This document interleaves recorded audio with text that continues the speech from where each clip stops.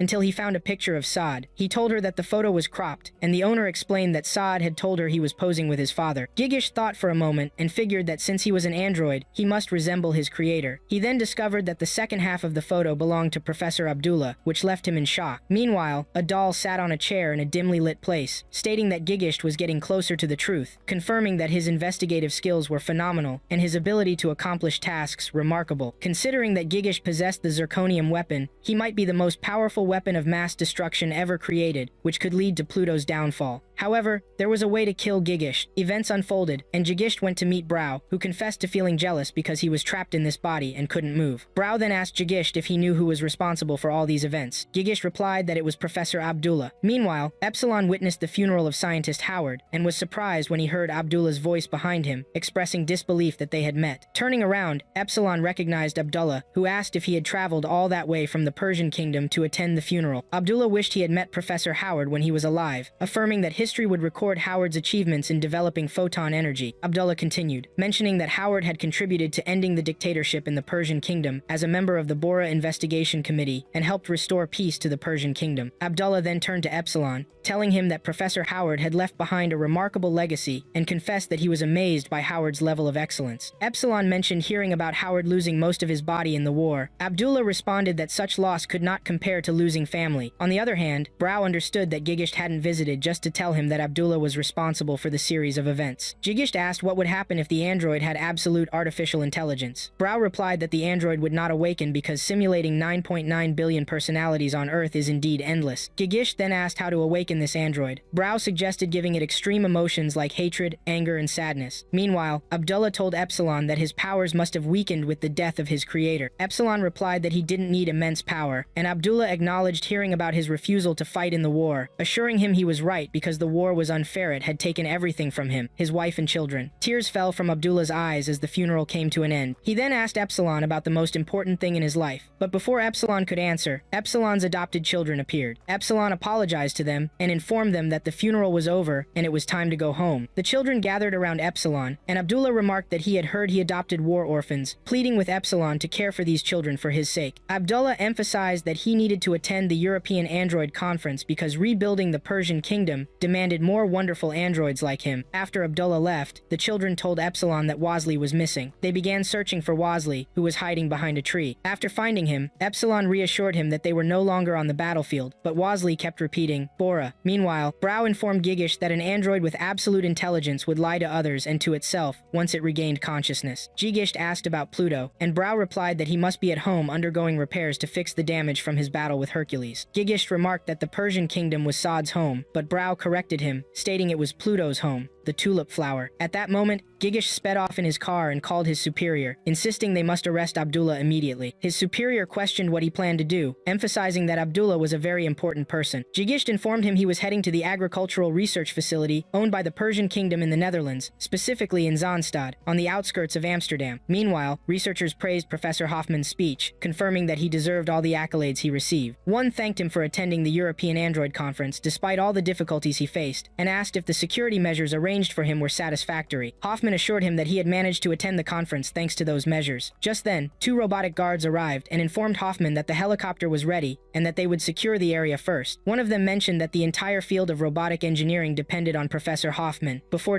Hoffman boarded the plane, he asked his guard about the restroom, and the guard confirmed it was checked. Hoffman then decided he would be okay to go alone and headed to the restroom, where he encountered Abdullah, who praised Hoffman's speech, expressing that he was moved by his insights regarding zirconium's potential for peace. Abdullah introduced himself as being from the Persian Republic. On the other side, Gigish descended into the basement of the agricultural research facility, discovering a regular electric generator and noticing weak electromagnetic waves, the same ones recorded by Epsilon during the Hercules battle. Gigish continued exploring the place until he was startled by one of Abdullah's followers blocking his path. Suddenly, the man opened his mouth and vomited a swarm of cockroaches that filled the ground. At the conference headquarters, Abdullah shook Hoffman's hand, expressing his pleasure to meet him, as he was, after all, Gigish's creator. Hoffman asked if Abdullah needed any assistance regarding the Persian kingdom. Abdullah replied that zirconium was an ideal metal, and perhaps they should consider relaxing the controls on zirconium supply. Abdullah continued, stating that the criminal who was destroying the most advanced androids couldn't possibly defeat Gigish, considering he was made of zirconium, even though he had recently heard that Gigish had been damaged by a cluster cannon. Hoffman confirmed that the information was accurate, but assured that the damage inflicted on Gigish wasn't severe. Abdullah said that Gigish has no weaknesses, to which Hoffman replied that Gigish has multiple layers of advanced control systems built within him. Abdullah then asked what would happen if Gigish made a mistake, like accidentally killing someone. Meanwhile, Gigish was launching his missile at one of Abdullah's followers, but was surprised to find multiple copies of that follower. Gigish wondered what was protecting them, as Abdullah continued his conversation with Hoffman, questioning the automated machine that had killed humans in the past, named Brow. He explained that it described its crimes as executions, just like humans do when committing murder. Hoffman asked Abdullah what he was trying to convey, and Abdullah responded that the Persian kingdom had been executed after he and the members of the Bureau Inquiry entered the country. Hoffman fell silent, and Abdullah then apologized, saying that peace had been established in the Persian kingdom thanks to him. However, he insisted that the machine must be executed if it killed a human. Hoffman told him that Gihisht would not make such a mistake. Abdullah argued that an advanced machine like Gihisht could even commit suicide. Hoffman replied that the authorities could erase those memories from Gihisht's mind before he considered it. Suddenly, Hoffman remembered when he had asked his supervisor, Schilling, what he had done with Gihisht's memory, while Abdullah mentioned at that moment that he envied the machines for their ability to wipe their memories. At that time, Gihisht was running in the basement when he received a call from Europol headquarters, informing him that they had located Abdullah in Dusseldorf to attend a robot conference. Gihisht ordered the immediate arrest of Abdullah, but the caller informed him that Professor Hoffman was also at the same location for the conference. Meanwhile, Hoffman entered the elevator with his robotic guard, who asked if everything was alright. Suddenly, the robot's anger flared up for no apparent reason, declaring that those who harmed the Persian kingdom must be executed. At the same time, Gihisht was making calls to ensure Professor Hoffman's safety. Out of nowhere, Gihisht felt something moving next to him. In the Dusseldorf building, security personnel were spread out everywhere. Someone came running, asking Becker to check the elevator camera. Becker noticed a monster cornering Hoffman inside the elevator heading towards the helicopter landing pad on the upper floor. When Becker ordered a pursuit of that elevator, someone informed him that the other elevators were out of order. Hoffman asked the guard if anything else controlled the artificial intelligence. Then Hoffman heard Becker's voice over the elevator asking him to stay calm. However, the robot blasted the speaker, and Hoffman asked him if he was the one who killed the other scientists. The robot told Hoffman that he needed to be executed. At that moment, Becker called Hoffman, informing him that he had been kidnapped. Gihisht replied that he would follow but was currently engaged in a battle. Back in the elevator, Hoffman told the robot that he felt responsible for what had happened to the Persian kingdom, but his death wouldn't change anything. Then, the other guards stopped the elevator and asked the robot to open the door. The robot exited the elevator and threw the other guard against the wall, crushing him. Hoffman asked who he really was, and the robot replied, Bora. Just then, police forces arrived at the helicopter landing pad, noticing the spread of cockroaches on the ground, but they didn't care. They then saw the robot dragging Hoffman on the floor. Becker issued orders to shoot the robot, while Gihisht continued his battle against Pluto, firing at him. Pluto grabbed Gihisht by the tail, leading Gihisht to explain that his body was made of zirconium, making him immune to thermal or magnetic rays. Gihisht freed himself from Pluto's grip, and Pluto quickly retreated, disappearing and leaving a massive cloud of ash behind. Gihisht wondered if Pluto had buried himself alive. Gihisht informed his superior, Becker, that he had caught the target and asked about Professor Hoffman's safety, to which Becker replied that Hoffman was fine. Becker then ordered Gihisht to destroy the target, but as Gihisht aimed his gun at the target, he was shocked to find that the surrounding environment had completely changed and he was standing in the middle of a desert, surrounded by citizens weeping. Gihisht remarked that these illusions wouldn't affect his artificial intelligence. The scene shifted again, placing Gihisht in a field of flowers, where he saw someone echoing Pluto. Gihisht told him that he was Saad, not Pluto. The scene changed rapidly, away, showing Saad telling Abdullah that he had received news that Abdullah had been killed in the war. Abdullah responded that he was alive, but these people had taken away his wife Fatima, his daughter Lula, and his robotic brother Murad. Abdullah grabbed Saad's shoulders, urging him to save his country and avenge his family. Saad replied that revenge begets revenge. Later, Abdullah requested that Saad allow him to install his brain in the strongest bodies. Both stood together in front of something, and Abdullah's face lit up as he told Saad he loved him. Meanwhile, Becker ordered Gihisht to destroy the target. However, Gihisht refused, stating that he wasn't programmed to destroy a machine that wasn't planning to attack. Becker shouted at him, demanding he destroy the target to resolve the issue, but Gihisht insisted on declining and requested to resign. Becker informed him that he was developed as an investigative machine and had no right to resign. Gihisht then requested a year-long leave and asked if Professor Hoffman was safe, confirming that he had reviewed the camera footage moments ago. He inquired about the robot dragging Professor Hoffman and continued to say that Professor Hoffman was in danger. Just then, someone called out to Gihisht, asking him to exchange the hostages. Gihisht asked who it was, but the speaker ordered him to back away from Pluto, and Hoffman would be released in exchange. Gihisht stepped away from Pluto, despite Becker warning him that he had violated the laws by acting without permission, threatening him with severe punishment. As soon as Gihisht moved away from Pluto, the robot dragging Hoffman suddenly collapsed. The police quickly ran in and secured the professor, while Gihisht left the scene, telling Saad that his father didn't love him. Gihisht then contacted Helena, who told him she was ready to take a work break. Gihisht replied that he had also finished his work, and that they would go to Japan this time for real. Helena mentioned that he would be joining another mission, but he asked why they couldn't apply to adopt a child. She informed him that they had done that before. Gihisht insisted that the laws had evolved, the robots had advanced, and they could find a suitable child now. He assured her that if they had children, he wouldn't feel lonely. Helena agreed with him, and Gihisht ended the call, stating they would talk after he returned home. Then, Gihisht checked in with Hoffman to ensure he was alright. Hoffman reassured him that he was fine, and asked if Gihisht had been injured while facing the monster. Gihisht replied in the negative, and Hoffman advised him not to confront the monster again, as his body wasn't at its best. However, at least they had discovered who was behind all the incidents. Gihisht informed Hoffman that Abdullah was the culprit, but expressed his frustration regarding Dr. Oida-chan's statements, which indicated that the perpetrator was Dr. Guji. Hoffman ordered him to take a break for now, since his body was made of zirconium and therefore suffering from metallic exhaustion. If he experienced another shock, it would be the end for him. At that point, Gihisht mentioned feeling like he had discovered the truth behind his dreams, indicating that they might not haunt him again. Then, Gihisht vanished before he could clarify anything for Hoffman. Meanwhile, military forces spread out inside the agricultural research facility in Zandam to conduct an underground investigation. They arrived at the location where Gihisht had cornered the target, and Becker ordered them to destroy the target upon sight. At Europol headquarters, Schilling instructed Becker to contact Gihisht. Becker reached out to Gihisht, who was on his way to Amsterdam. Schilling informed him that he was experiencing a malfunction in his artificial intelligence and needed immediate maintenance before submitting a report to the advisory committee. Gihisht asked why he hadn't been punished for deserving execution due to his crime, why his memory had been erased instead of being executed. He then ended the call and returned to the same flower shop, requesting a bouquet for his wife. When the florist asked what kind of flowers he wanted, he told her that Saad was alive. The girl asked him if Saad had done something wrong, and Gihisht explained that Saad was not the culprit. He then took the bouquet and continued on his way, only to be confronted by a flower seller from the Persian kingdom. The seller asked why he was in the Netherlands, and suddenly, confused memories flashed through Gihisht's mind before he collapsed to the ground from the robot flower seller's missile. Later, it was announced that an advanced machine had been killed yesterday in Old Amsterdam. The deceased was investigator Gihisht, one of the most advanced machines in the world, and a small robot holding a cluster gun fell near Gihisht's body, having sustained damage from the same weapon weeks before. Events continued as Hoffman met with Oida-chan, introducing him to Helena, Gihisht's wife. Oida-chan bowed to her and offered his condolences. Helena informed him that Gihisht had been looking forward to visiting Japan and had booked the trip before his death. Just then, Oida-chan's guards mentioned that they needed to leave before the media spotted them, prompting Helena to accompany them. Meanwhile, Oida-chan and Hoffman lingered a bit longer. Oida-chan asked Hoffman if he thought Gihisht's death was part of a series of robot destruction crimes. Hoffman replied that they were also in danger. At that moment, Helena turned to say that the air in Japan smelled just as Gihisht had told her, of soy sauce. Afterwards, Helena strolled with Oida-chan and Hoffman, who noticed that Helena was mimicking the human experience of pretending to enjoy herself. Hoffman remarked that it seemed Gihisht's memory had been tampered with at Europol, to which Oida-chan responded that this didn't bode well. Hoffman assured him that he had researched the matter but hadn't found anything, then looked at Helena, explaining that he wanted to erase her memories for her sake. However, she pleaded with him not to erase her memories of Gihisht. Later, Helena met Dr. Tenma at the inn and gave him a memory chip from Gihisht, asking if it would help identify the culprit. Helena expressed that she couldn't handle the overwhelming grief about Gihisht's memories. Dr. Tenma advised her that humans cry in such situations and suggested she imitate them by crying. Earlier, Professor Tenma remembered standing in front of a covered robotic body in the lab when Abdullah entered and asked about the robot's condition. Tenma replied, saying that if the robot were human, it would claim to be dreaming. When Abdullah tried to uncover the robot, he was stopped and reminded that the synthetic skin mimicked the 9.9 billion programmed personalities at an astonishing speed, making it hard to imagine how ugly its face might look. Abdullah said it might be impossible to create a perfect robot in the end, then asked Tenma how to awaken it. Tenma responded that there was one way, but it could turn the robot into a demon. At that moment, Ochanomizu called Tenma and informed him that Helena, the wife of Gaijist, had returned to her homeland, expressing a wish to meet her since she was worried about Adam. Ochanomizu continued, stating that scientists tend to recognize only technical outcomes, yet Helena's sense of goodness deserves study, as she seemed on the same level as Adam. As Tenma continued walking, Ochanomizu told him that the National Parliament had set a date for Adam's official funeral. Then Tenma entered a room and recalled Helena asking him, "Will Gaijist's death go to waste?" Tenma, holding Gaijist's memory chip, reassured her that he would take care of her husband's spirit. He remembered telling Abdullah earlier that he would add unbalanced emotions to awaken the robot, noting that shaking the balance was the simplest way to resolve the randomness of the 9.9 billion. Tenma entered Adam's room and looked at Gaijist's memory chip, considering the idea of transforming him into a demon to awaken him. Meanwhile, Epsilon felt Gaijist's hatred before he died and wondered who Gaijist directed his hatred toward. Another robot approached and informed Epsilon that he had a very powerful visitor. Later, the visitor introduced himself as Hogan, from the defense agency of the Ministry of Science. Hogan noticed that rain was pouring heavily in Epsilon's area and shook hands with Epsilon, explaining that he was assigned as his personal guard since he had become the next target after the death of investigator Gaijist. Hogan added that while his power was not on the same level, given that his strength continued to derive from photon energy despite the heavy rain, he needed to take Epsilon to a safe place. Epsilon then asked about the fate of the children, to which Hogan replied that they couldn't get involved. Epsilon stated it was his birthday today and that the children were planning a surprise party for him, which he already knew about. Later, the children threw a birthday party for Epsilon, giving him gifts that included a necklace, a hat, and a sun-like emblem because he loved the sun so much. One child told him that this sun would make him feel happy even on a rainy day like today, to which Epsilon replied that he was indeed happy. Meanwhile, Mrs. Griffith commented that these children had lost their parents in the war, but to them, Epsilon was their son. On the other hand, Wasley sat alone, and his companion asked him about the drawing he made of Epsilon and requested to show it to him. When Epsilon approached to see the drawing, Wasley opened it, saying, "Bora ate it." Then Wasley started singing. The giant made a southern pole in the desert, then unleashed a river of fire, summoned floating glaciers, and made the rain pour until it caused a great flood, swallowing fire, glaciers, and all the rain, then consuming the earth itself. As Wasley finished, the children laughed, thinking he had performed a song. Later, Epsilon sat alone for a moment. Hogan reminded him that they needed to leave, but Epsilon requested 5 more minutes. Then, Epsilon reached out to a robot named Arnold, asking if he had records of abnormal weather events in the Persian kingdom 3 years ago. He showed Arnold Wasley's drawing and inquired about something resembling that image. Arnold quickly searched and said that 3 years ago in the Persian kingdom, there was smoke caused by artillery shells in the battlefield. Arnold then asked Epsilon if some of the children he adopted were from that area. Arnold quickly noticed something enormous within the smoke, and Epsilon asked what it was. Arnold replied that it was impossible to analyze its data. Hogan urged Epsilon to hurry, so he bid farewell to the children, promising that he would return later. The children asked him what would happen to the rest of the birthday party, and Epsilon told them he had a last-minute obligation, asking them to be good until his return. Before leaving, Epsilon looked back one last time at Wasley, then recalled his previous visit to the Persian kingdom. There, an officer warned him to watch his step because it was dark, so Epsilon illuminated the area. The officer then reported to his commander that he had brought Epsilon, who asked Epsilon to dim his light. Epsilon introduced himself as Colonel Scott from United Nations Forces and asked if he was the Epsilon who refused to join the army, explaining that Epsilon had a slender build despite being a robot. Scott then mocked Epsilon, claiming he was certainly a coward but at least could help clean up after the war. Scott took Epsilon to the basement, explaining that his task was to melt all the bodies of those robots, guessing he would finish quickly thanks to his photon energy. Epsilon, surprised, asked Scott if he really needed to do this to the robots. Scott insisted that they were advanced robots, stripped of their AI chips and were nothing but a pile of dolls. Epsilon objected, mentioning that he had heard robots had rights recognized in the Persian kingdom, then asked what happened to the AI chips after removal. Scott replied he had no idea and ordered Epsilon to complete his task quickly. As Epsilon stood alone, Scott spoke through the intercom, saying the countdown for the operation had started. Epsilon then heard a human voice, noting that someone else was still there. Scott assured him they had checked the area, and it was impossible for anyone to be alive, but Epsilon insisted on searching for the living entity he detected. Epsilon ran outside to find the living body and discovered Wesley hiding among the rubble. Epsilon asked him to come out, and he emerged, fearfully murmuring, "Bora." Soon, Scott and his forces arrived and told Epsilon they would take care of the boy, and that he needed to finish his task because time was running short. Epsilon returned to the location of the robots, melting them with his energy. Later, Epsilon met Colonel Scott, who remarked that it had been a long time since they last saw each other, but he had become a general now. Scott praised Epsilon, saying he did an excellent job, explaining it seemed like an explosion. Scott told Hogan that Epsilon possessed tremendous power, and it was foolish to think they would be the ones to protect him. The place seemed like a fortress, a safe home as well. But considering Epsilon was the most advanced robot in the world, losing him would be a significant loss for the planet. Scott continued, saying that based on the data they gathered from investigator Gigisht, the enemy's name was Pluto, but regarding his brain, another robot named Sod had been installed with AI in it. At that moment, Epsilon asked Scott what Bora meant and how it related to the bodies of the destroyed robots. Epsilon continued with his questions, wondering why the Bora committee was established in the first place and why that committee found the bodies of the robots. He then told Scott that his life was also in danger now and that this was not the time to keep secrets, as Pluto's power was terrifying, with an even greater force waiting for them the power to consume the Earth itself. Scott asked what he was talking about, and Hogan explained it was the same song that the boy Wesley had sung. On the other side, the children of Epsilon chanted the same song while playing, while Wesley sat withdrawn alone. His companion told him everyone loved his song, and one of the girls asked Robot Deacon why he was daydreaming. Deacon pointed to the sky, and all the children looked at Deacon's indication, opening their eyes in astonishment. Meanwhile, Epsilon felt an imminent danger approaching his children, and told General Scott they had to return to Australia immediately. As for the children, the tornado began to erupt from the void, with black smoke rising amidst everyone's astonishment. Back to Epsilon, he ordered the general to take his men and flee immediately. Scott replied that the defense system could counter any attack, and they had no thoughts of fleeing because they were not cowardly like him. Epsilon grabbed Scott by the shoulders, insisting that he needed to escape now. Suddenly, a fire erupted, leading to an explosion-like event, throwing Epsilon and the robot Hogan into the air. When Epsilon insisted on returning to save the general and his men, Hogan told him it was too late because everyone had vaporized. Epsilon lamented that he was responsible for all this. Hogan replied that the chances of targeting him over the past 3 months had been high, and it was quite probable the general had also been targeted among the Bora Committee assassinations. Epsilon looked at the destroyed fortress, which resembled 2 horns, stating he needed to return to the children immediately. At that moment, Hogan wondered about the nature of that destructive power. Epsilon replied that it was Bora's power, and questioned what Bora was, whether it was just a doll. Simultaneously, Oron sat at school while Principal Ban sat in front of her. Oron informed him that she had just detected 2 massive waves of sadness emanating in the world. The principal glanced at the story of Pinocchio that Oran was reading, mentioning that Pinocchio struggled to understand the human heart, but he told her that she possessed a heart larger than most humans. On the other hand, Epsilon's children awaited the hurricane's arrival, pondering whether to flee or not. One of them suggested staying indoors, believing they would be fine if they remained home, while the tornado escalated to a terrifying degree, continuing to spin and creating a dark storm, gradually approaching the house until it struck the window and shattered it. The children gathered together in a corner, fear etched on their faces. Suddenly, Hogan fell in front of them and urged them to gather around him. They rushed to Hogan, who shielded them with his body, instructing them to crouch down and protect their heads. Then, Epsilon appeared as a beam of light, piercing through the tornado until he vanished inside it, creating a massive fireball. In that moment, Wesley recalled when Epsilon extended his hand to him for the first time, trying to save him. Now, 2 enormous light beams shot into the sky, and that power shattered, falling to the ground as pieces of a robotic structure. The tornado began to dissipate, and the children noticed 2 suns shining above. After that, Epsilon landed on the ground, and the children gathered around him, except for Wesley, who stood at a distance and called Epsilon's name for the first time. Wesley thanked Epsilon profusely and broke down in tears, leading Epsilon to embrace him in a touching scene. Meanwhile, Oron was focused on one page of a book, exclaiming, "It's Pinocchio." The director asked her what she meant, and Oron replied, "The sad child like Pinocchio finds himself in dark places, much like the belly of a whale, but he doesn't want to be a puppet or to be controlled by anyone." She continued, "This child thinks he is acting of his own accord, but hatred controls him. However, he's not the only one being manipulated. That's the case with Geppetto as well. He's just another puppet." Oron expressed her wish to talk to Geppetto more, but he had already left. At the Ministry of Science, Tenma asked Okonomizu if he could request a postponement of Adam's official funeral. Okonomizu agreed, and Tenma thanked him. On the other side, Epsilon's children were playing a game of tag, while Griffith encouraged Wesley to run faster to avoid being caught by his friends. Wesley ran until he was tackled by a peer. A woman then asked him if he was okay, while one of the children mentioned that Mr. Simon was approaching. Mr. Simon came closer, welcomed Ms. Griffith, and commented on the lovely weather. He then inquired about Epsilon, to which the woman replied that Epsilon was in a hearing. Somewhere else, there was a meeting for Epsilon with several people. people, one of whom asked Epsilon if he had defeated his opponent. Epsilon confirmed this. The man remarked that he thought robots did not lie. Epsilon insisted he had defeated his enemy, and another person asked why he had failed to protect General Scott, pointing out that everyone in the safe house disappeared in an instant. Epsilon explained that this attack utilized a different weapon, and the meeting members displayed the scattered parts found near Epsilon's orphanage after the battle, asking Epsilon to take a look. Epsilon observed, "It seems to be the left arm of a robot from the Persian kingdom, a robot designed for environmental development that was then repurposed for military use." Then one person told Epsilon that they were aware of his anti-war stance but were concerned that he might have been lenient with the enemy again. Epsilon replied, "No matter how many times they fight, the enemy will never be his foe." On the other side, Simon met with Ms. Griffith, stating that she surely knew the rumors about that care home and what people whispered regarding Epsilon being a father figure to human children. Simon added that child services did not have an issue with a prominent human like her in childcare, but the issue was Epsilon. Griffith responded that Epsilon loved those children more than any human could. Simon remarked that it was still better for the humans to be those children's guardians. Simon then turned to his companion, Mr. Johansson, mentioning that he was ready to assist in caring for the children. Johansson assured them he would ensure a happy life for the child who would become his son. Simon noted that Mr. Johansson was one of the most influential figures in Oslo. Johansson mentioned he and his wife had visited several times, determined to help Weasley, and hoped for a positive response regarding him. Griffith asked why he chose Weasley over all the other children. Suddenly, the assistant knocked on the door, announcing she had brought Weasley in. Johansson approached Weasley and tried to speak with him, but Weasley was scared and clinging to the assistant's clothes. Johansson asked if he had ever seen snow before. Just as Griffith was about to inform Johansson that Weasley didn't want to go with him, Simon whispered to her that Johansson was willing to pay a large sum to the care home. He then asked her if she would deny a child the opportunity to be adopted by ideal parents just because he didn't want to. Later, Epsilon landed at his orphanage, greeted warmly by the children who ran towards him. Griffith then instructed them to give Epsilon some space to rest as he must be tired. Epsilon noticed Weasley was missing, and when he asked about him, the children told him that Weasley had gone with the wealthy man. Epsilon shouted at Griffith, questioning what was happening and where Weasley was. The assistant informed him that he had gone to Oslo, while Griffith said there was no other choice. Somewhere, Johansson ordered Weasley to keep walking behind him, asking how many times he would stop. Weasley followed Johansson slowly, as he was told that his work would be done once he brought him through that door, warning him not to cause any trouble. Meanwhile, Hogan informed Epsilon that he had received the tracking results. Weasley was transferred to the Vigilant Castle in Oslo, but the man who took Weasley, Johansson, was nowhere to be found. On the other side, Johansson opened the door and led Weasley inside, telling someone that he had brought the boy. When Weasley entered and saw Abdullah's face, he was shocked, stepping back and repeating in fear, "Bora!" Abdullah put his hand over Weasley's mouth, urging him not to scream loudly, or he would be punished. Abdullah then dragged Weasley along, telling him he was a bad boy for seeing Bora, but assured him that Epsilon would come to rescue him. Abdullah forced Weasley to see Pluto, causing Weasley to faint. Abdullah continued speaking to the monster, stating he traveled that distance for him, and there was no room for failure now, demanding he kill Epsilon because he was the last one left, vowing that everything would end afterward, and assured the monster that he would win even with one arm. Epsilon later put on the armor he received during the Asia War, and told Hogan that he hadn't needed it back then because he refused conscription. He then took Hogan with him, saying that Weasley's life was in danger, and the army could spread out at any moment. However, he knew he was the intended target. Hogan asked him why he hadn't dealt with his opponent yet, guessing that he had certainly had the chance to kill him. Epsilon didn't respond and told Hogan he would go alone because he didn't want any more casualties, but Hogan insisted on coming along, saying he would protect Weasley. In the Vigilant Castle, Abdullah told Pluto that Epsilon would arrive at any moment and ordered him to finish things by sunrise. At that moment, Weasley, who was tied up, screamed and began repeating, "Bora!" Abdullah tried to hit Weasley with a stick, but Pluto broke the stick. Abdullah asked in surprise if he was challenging his father. When had he begun acting this way towards his creator? Abdullah then firmly told Pluto that he could return to his original body once this battle was over. Meanwhile, Epsilon and Hogan arrived at the castle. Epsilon said he could pick up a signal from Weasley, so he was going to enter the castle. Hogan informed him that as a machine powered by photon energy, he needed to wait until sunrise, but Epsilon insisted that he had to save Weasley as quickly as possible. He sneakily entered the castle, with Hogan following. Just as Epsilon and Hogan stood before Pluto's room, Pluto stabbed through the door, grabbed Epsilon by his tail, and slammed him against the wall. At that moment, Epsilon ordered Hogan to rescue Weasley immediately. Then an immense energy radiated from Epsilon, who was being lifted by Pluto's tail. Epsilon mentioned that his energy was starting to run low, while Hogan immediately rushed in to check on Weasley. At the same time, Abdullah ordered Pluto to eliminate Epsilon, but as Pluto was cornering Epsilon, he kept repeating, "The boy." Epsilon asked if he meant Weasley, and that's when Hogan called out to Epsilon, reassuring him that Weasley was safe. Epsilon then confirmed that Weasley was okay, and asked Pluto if Sod was inside him, and what Bora was. But as the sun began to rise, Abdullah shouted at Pluto to finish off Epsilon. In turn, Pluto asked Epsilon why he hadn't killed him the last time and why he wasn't dead yet. Epsilon replied that the waves he had emitted previously had shown him that Pluto was sad, and then Pluto asked him to kill him now. A massive fire ignited, and a blue light energy emitted from Epsilon at the same time, prompting Pluto to tell Epsilon to use his photon energy to dissolve him, begging him to kill him. Suddenly, the scene changed, and Epsilon found himself in a field of flowers, with Saad standing in front of him. Epsilon told him they needed to find his original body to restore the AI to its original form. Epsilon then reached out to Saad, who cried and told him that Bora had to be coming. On the other side, the sun disappeared again, and a huge storm of black smoke appeared before Hogan and Wasley, looking like a whirlwind enveloping them. Epsilon cried out in confusion over what was happening and surrounded Wasley and Hogan with his photon energy to protect them from the cyclone, while Dr. Tenma took Oren to see her brother Adam. Back to Epsilon, Pluto cut off his head, and then Epsilon saw hazy memories of his children. Meanwhile, Adam finally awakened and opened his eyes. Oran asked him if he recognized her, and then called to Dr. Tenma, who told her he had added unbalanced emotions to Adam and was just waiting for him to wake up. But when Tenma began analyzing Adam's data, he was surprised by strange numbers, and Oran told him that an enormous wave of sorrow had suddenly appeared just before Adam woke up. On the other side, Hogan embraced Wasley, preventing him from looking at Epsilon, who had transformed into scattered beams of light. The morning sun returned, and the giant shadow along with Pluto disappeared, while Wasley held Epsilon's hands, which were protecting him and Hogan during the battle by releasing photon energy, continuing to cry. Hogan then saluted, stating that Epsilon was not a coward who ran away from conscription, but a brave warrior. Meanwhile, Tenma left after telling Oran that she surely read many books, which made her skilled at poetic expression, but she didn't truly understand emotions. When Oren attempted to stop him, she was surprised to see Adam rise. She asked him if he recognized her, and Adam called out for Epsilon and giggished, then said there was a crack, and the earth would shatter. In Eden National Park, a tour guide was explaining to a group of people that long ago, in the land of Monokachi, there lived a tribe called Nanabu. The Nanabu people were peaceful and hated fighting until one day another tribe arrived on ships carrying gold. They told the Nanabu that whoever possessed gold would be happy. The Nanabu, enticed, traded some of their horses for gold. Rumors about the gold spread quickly, and soon the Nanabu abandoned all their horses, homes, and valuable lands based on the advice of the gold-bearing tribe. In the end, the Nanabu lost everything and migrated to Mount Manabunzo, where they began throwing themselves into its volcano one by one. Their souls then transformed into a great giant, who has remained asleep inside the volcano ever since. Legend has it that this giant will awaken one day in Eden National Park. After the guide finished telling the legend, she informed the group that they would be moving to the local sanctuary. Meanwhile, in a different location where a puppet sat on a chair, the leader of Thracia declared that their plan had gone exactly as intended. He glanced at images of the world's most advanced robots and stated that everyone was dead and Thracia would thrive forever. Back in Eden National Park, the guide told the group they were in front of Sisimar, the tribe's chief, whose role is to ward off evil. One participant asked the guide if she could translate what the chief was saying. The guide began translating, revealing the chief's warning about an evil spirit lurking underground, a spirit whose rage could end the world. At the Ministry of Science, researchers informed Okanumizu that they had completed the transport process and were ready to face any challenges. Okanumizu entered the surveillance room with his researchers and asked them what they expected to happen after Autumn awakened. He then inquired if Dr. Tenma had been located. One researcher replied negatively, prompting Okanumizu to wonder what Dr. Tenma had done with Adam. Later, Oren mentioned that Tenma had added a specific program to Adam. When Okanumizu asked which program, Oren explained that she felt a deep sadness erupt somewhere in the world when Adam awoke. Suddenly, one of the researchers rushed in, telling Okanumizu that Atum wanted a pen. When they gave it the pen, it created chaos. As Okanumizu hurried to see what mess Adam had caused, Oran followed, but he ordered her out of the surveillance room. Oran began screaming, asking what Adam was writing, while another researcher asked Okanumizu about the equation Adam was writing. Okanumizu replied that it was a plan for an anti-proton bomb, a formula to destroy the Earth. At that moment, the researcher was left stunned as Adam finished writing the equation and dropped the pen, leading Okanumizu to exclaim that Adam had finished writing an equation that would destroy the Earth. On the other side, Tenma visited Bravo, who expressed his honor at being visited by the famous roboticist. Tenma revealed that Atum had awakened, and Bravo asked if Atum had sent a morning greeting from a son to his father. Tenma responded that he was shocked he had learned that too. Bravo replied that when an artificial intelligence like Adam awakens, others take notice. Tenma told Bravo that he was the only AI comparable to Atum. Then he asked Bravo if he would agree to talk if Tenma agreed to repair him. Meanwhile, Okanumizu was trying to analyze the data obtained from Adam, stating he would no longer rely on Dr. Tenma's assistance, insisting he would restore Adam to its original state. Suddenly, a researcher burst in, alerting Okanumizu to an emergency. Adam had escaped. Ochanyumizu soon noticed how Adam had broken through walls and incredulously remarked that those walls were meant to be secure. He questioned where Adam had gone and ordered a researcher to seek the military's help to track Adam's location through its GPS. Later, Okanumizu figured out Adam was in Kudanshida, which wasn't far from them. He recalled when Tenma had told him that he awakened the perfect robot by adding unbalanced emotions. He also remembered Oran mentioning that Dr. Tenma had added a program to Adam. Elsewhere, Bravo asked Tenma if he had added the memory of Gigi Stott to Atum, especially the data regarding his final moments. In another location, Adam was walking in the rain. In the same place where the puppet was trapped, the puppet told the leader of Thracia that Adam was alive and filled with immense hatred. The man countered that robots couldn't feel hatred. The puppet asked him if he believed robots could neither hate nor cry, and didn't understand the feeling of hatred. Meanwhile, Okanimizu ran through the streets searching for Adam, who was at that moment standing in the rain in front of a barricade. Adam quickly grabbed the barricade with his hand, and at that moment, a memory surfaced of a woman pleading with police officers to save her son. Just then, Detective Gigi Stott arrived, showing his badge to the other detectives who immediately informed him that the perpetrator wanted no negotiation and had set up a barricade in front of them. Gigi Stott asked about the perpetrator's weapons, to which the detective replied that the assailant had a military-grade recoilless rifle. Gigi Stott then approached the barricade. Suddenly, the assailant fired a shot, but Gigi Stott quickly dodged it. He then charged and stopped just a few steps away from the perpetrator, aiming his weapon at him. The assailant threatened to kill him if he came closer, but Gigi Stott spoke to the kidnapped child, Kurt, telling him he was a robot cop and that his gun would only harm the villain. He assured Kurt he wouldn't be hurt, but had to stay still. Kurt began to cry, and the assailant said he would blow the child's head off. Gigi Stott ordered Kurt to think of his loved ones, and Kurt started to repeat, "Mom, Dad." Gigi Stott then fired his shot, and the assailant fell to the ground. Gigi Stott jumped in to save Kurt and held him in his arms, saying he had done great. The child then immediately ran to his father and mother, hugging them. After the day ended, a scrap collector came and asked Gigi Stott to move away so he could get to work. The worker complained about the chaos the assailant had caused, and explained that he would need to check for recyclable parts before crushing everything. He began lifting robot parts, suggesting he might make a fortune selling them to a robot hospital. Suddenly, Gigi Stott noticed something and asked the crane operator to drop it. Upon inspection, he found a moving robot inside. The crane operator insisted that the robot was in worse shape than a living being, as it was an old model with nothing left usable. However, Gigi Stott took it from the operator, who told him he would give him the whole robot body for 500 Zeus. Later, Gigi Stott carried the robot in his arms and called Helena, saying he was on his way home. He has a surprise for her, and then the events unfold. Helena and Gigish start observing the robot as it walks. Helena asks Gigish if this child is really theirs, and Gigish tells her that yes, the child is theirs, and that he has finally understood the meaning of life thanks to this child. Then the robot calls out to them, referring to them as his parents. At that moment, Helena says they should name him, and Gigish decides to name him Rubita. Later, someone kills the robot Rubita and steals him, throwing the bag in front of Gigish while apologizing for his error, but Gigish fires back and kills the assailant. The events continue, and then there's a flashback where Gigish tells Adolf that he only feared himself after learning the feeling of hate. The scene shifts to Gigisht taking a hit from a flower-selling robot, and he falls to the ground saying there's no point in hate. Suddenly, Adam snaps back to reality after his memory slides of Gigisht are done. At that moment, Okanamizu approaches him, worriedly calling his name. Atum assures him that he is fine now, and Okanamizu hugs him tightly, saying that the hate has disappeared. On the other side, Tenma tells Brow that one might think hate has faded, but hate and sorrow never truly go away. They continue to smolder quietly. Brow agrees completely, and then Tenma asks him where Abdullah is.